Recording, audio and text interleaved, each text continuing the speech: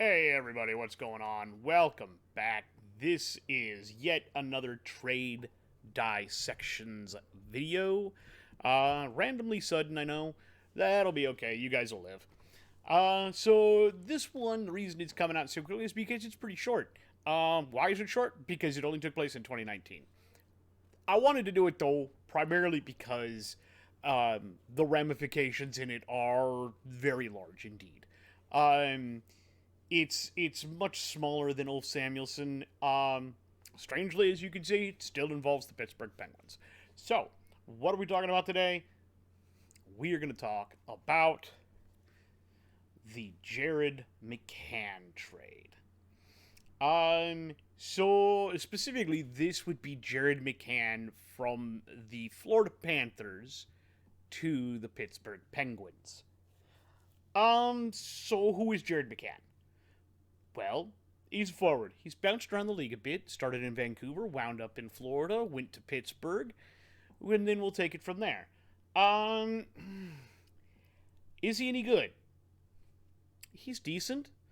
He plays very hard. So far, his best season, he played 74 games, had 50 points, and 24 of them were goals. Now, this season so far, he looks like he's on pace to beat that, especially the goal total. But we'll see how that all goes down. He's still only 26, so he's still got room to grow. Now, when this trade went down, he had been a member of the Panthers for a little while, and he had actually been someone management had wanted, and they made a trade with Vancouver to get him. Before he got there, management changed. And before he even laced up skates for the Panthers, suddenly they didn't want him anymore. They tried to make it work, held on to him for about 3 seasons, and then they found a good trade partner. In February 2019, they made the deal. It was Jared McCann and Nick Bjugstad over to Pittsburgh, and they would get a ton back for a player that they didn't really want.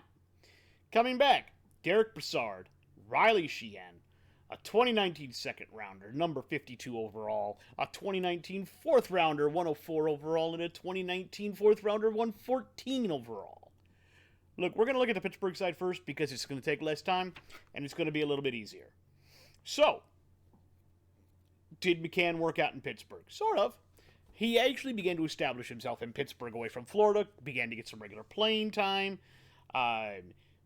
Overall, he had his basic 2 seasons there, he had 35 points and 32 points.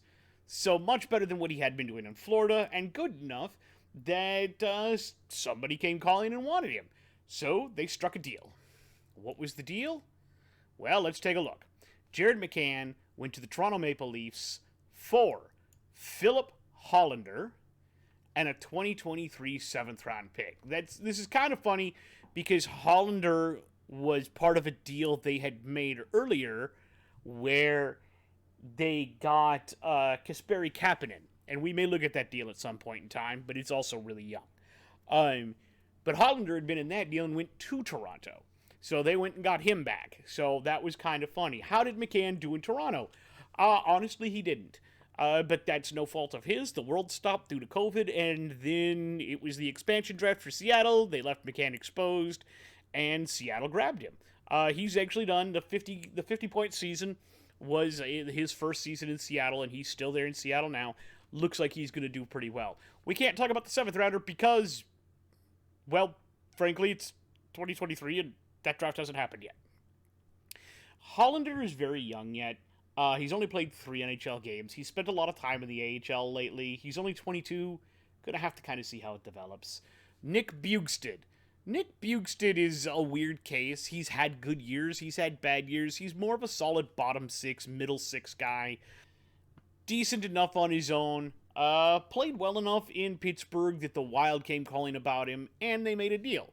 Wild in Pittsburgh, the Wild would send a conditional 7th round pick to the Penguins for Nick Bjugstad. The conditions were not met. Wild kept that pick, so this wound up being Nick Bjugstad for nothing. The Wild would still flip that pick. They sent it to Montreal, who picked goalie Joe Verbitek with it. Bukestad isn't playing in Minnesota anymore either. He left in free agency and currently plays for the Coyotes. So, not much there. So, that's literally it for the Penguins side of this dissection. As you can see, there isn't a lot there, but Philip Hollander could still turn out to be a really good forward for them. That 7th round pick could get flipped or turn into something. Who knows? Could get packaged. So, we'll have to come back and take a look at this later. Now, how did Florida make out? Well, as you can see, kind of like bandits. They got a crap ton of stuff for somebody they didn't even want. So let's start with the easy one first, down here, Riley Sheehan. So, Riley Sheehan, was he any good? Sort of. He wasn't traded. He did leave in free agency. He was drafted in the first round. He was a forward. He got drafted in the first round. I believe he was like 21st overall.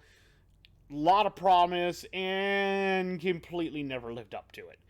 He played out the remainder of the season after being traded and left in free agency. Derek Brassard. Derek Brassard was a pretty decent top 6 center in his younger days, but as he got older, not so much. They only held on to him for 10 games, and then they flipped him with a 6th round pick, number 167 in 2020, to the Colorado Avalanche for the 3rd round pick that would become Justin Sordif. I don't have that on here because I screwed up. You'll deal with it. Don't worry about it. Sordif just started playing in the AHL this season. He's all of 20. We'll have to see what kind of becomes of him. Not sure what else there is to talk about there, but he could be a decent player. Brassard isn't with the Avalanche anymore. I believe Neil Zalman still is. I didn't bother to look into that. But yeah, so that's where that kind of goes. Now, the 2019 second rounder. They actually used that pick. They selected Vladislav Kolichonok. I probably screwed that name up.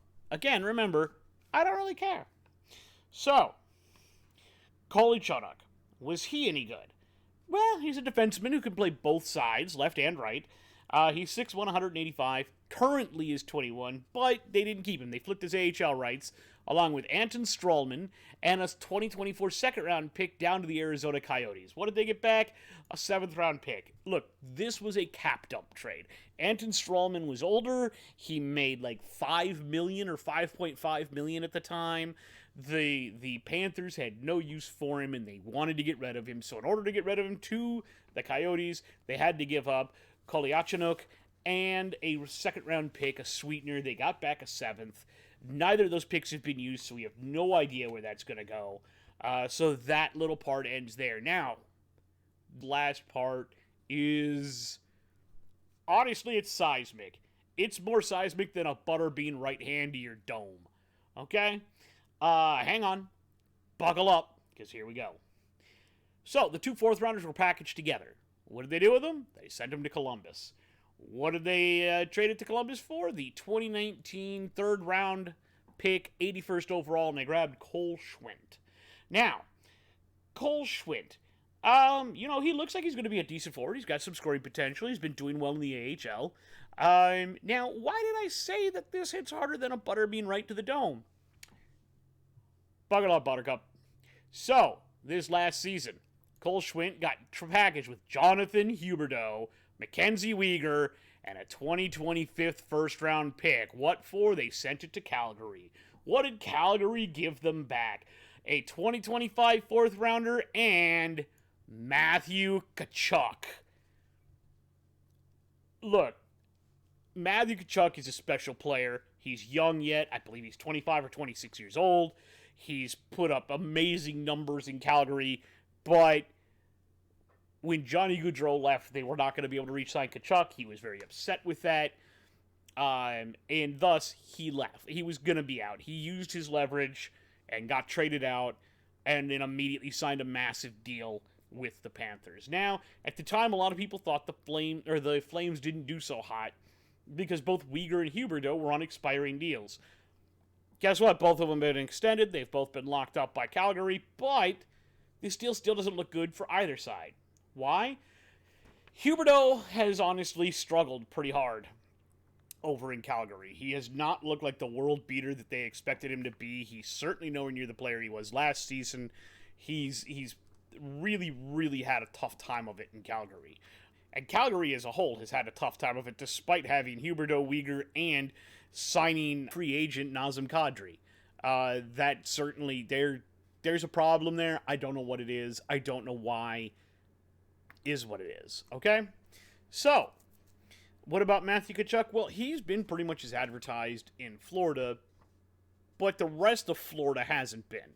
This is a team that won the President's Trophy. For those of you who don't know, let me explain. President's Trophy is given to the team that has the most points in hockey. Points are determined. Wins are worth 2 points. Losses are worth none. If you tie, each team gets a point. You go to overtime. After the shootout, whoever wins the shootout, one team gets 2 points, the other one gets 1 point. So, whoever has the most points at the end of the season as a team, they wind up with the President's Trophy. That was Florida last year. This year, they're middling. They haven't been more than middling. And I don't know what's going on with that. We'll have to keep an eye on it, because there's the 7th round pick, obviously, over there. There's a 2nd round pick. There's a 1st round pick. There's a 4th round pick. There are lots of picks in play. Tkachuk could still get traded again. I don't think so, but he could get traded. Huberdeau could get traded. Uyghur could get traded. Schwind could get moved again. There's so much that can still happen with this. There is plenty more that can still come from this dissection, but for the moment, this is kind of where it's going to end. So, hope you like it. I hope you all have a wonderful time. If you like our content, smash like, smash subscribe, turn on notifications. When you hit that subscribe button, hit it just like a defenseman pounding a forward right into the boards for coming into their zone. Look, turn on those notifications so you know when we upload, because it's pretty irregular. Bearded Brother Matt out. Peace!